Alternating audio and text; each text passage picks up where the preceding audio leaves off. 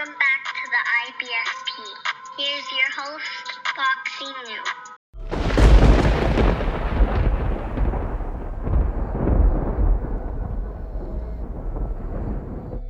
Welcome back, fight fans. Welcome back. Sergey Derevyanchenko has received offers to face Canelo Alvarez and Jamal Charlo. Look, let's just break it down. And according to Mike Coppinger, Sergey Derevyanchenko will fight Canelo Alvarez or Jamal Charlo in the fall. Sources tell The Athletic.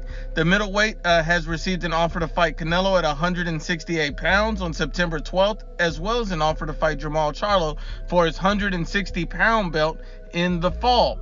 Now, you also see here that he states, the smart money is on Sergey Derevyanchenko going the Jamal Charlo route. Derevyanchenko is more comfortable at 160, and his advisor and reigning manager of the year, Keith Connolly, has a close relationship with Al Heyman. Charlo and Derevyanchenko would be a PBC in-house fight. So, look, we got to be honest and unbiased. We see Sergey Derevyanchenko, him and Canelo Alvarez is roughly about the same size, so I don't think the weight really makes a difference, to be honest and unbiased about it.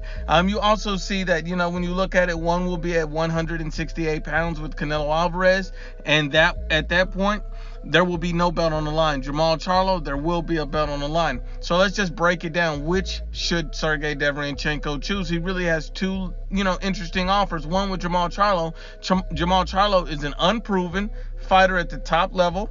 This is the same guy that's rejected a Canelo Alvarez fight. Previously, he's rejected a Demetrius Andrade fight, a Danny Jacobs fight he's rejected, and for some reason, he's interested in facing Sergey Derevyanchenko. It could be because Sergey Derevyanchenko is getting offers made by Canelo Alvarez. So this could be a potential bluff, but we don't know yet. Jamal Charlo has pretty much ducked all of the top middleweights throughout his career.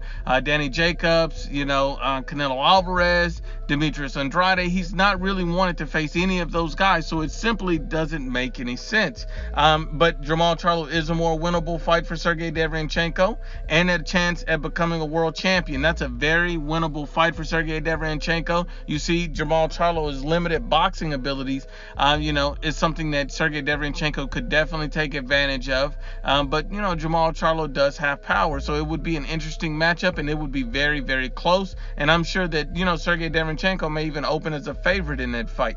But then when you look at Canelo Alvarez, on the other hand, Canelo Alvarez is an opportunity and a chance at being a great fighter if Sergey Derevyanchenko could pull off that victory. I mean, think about it. You get a chance at greatness. You could fight the face of boxing, the number one pound-for-pound fighter in the world, a chance to become a star. But the problem with the Canelo fight is it's a much greater risk. Canelo Alvarez is a nightmare stylistically for Sergey Derevyanchenko, and literally, this guy has a high IQ.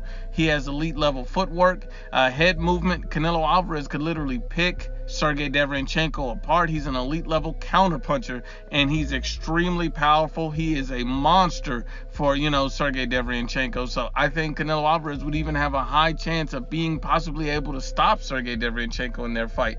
So, which is he going to choose? An opportunity at a belt with Jamal Charlo, or the chance of greatness at Canelo Alvarez? And, the fact that these guys have so many ties to PBC, the fact that Derevyanchenko is somewhat aligned with the PBC, his management team as well, I wouldn't be surprised if Sergey Derevyanchenko chose Jamal Charlo, because at that time it would then be the easy route. It's something that we've seen from countless PBC fighters. We've seen it from Errol Spence. We've seen it from Jamal Charlo. We've seen it from Deontay Wilder. These guys wanting to keep these fights in-house. But ultimately, it's Sergey Derevyanchenko's call as to which opportunity he's going to accept. Does he want a belt or a chance at greatness? But once again, unbiased as always, it's the IBFP.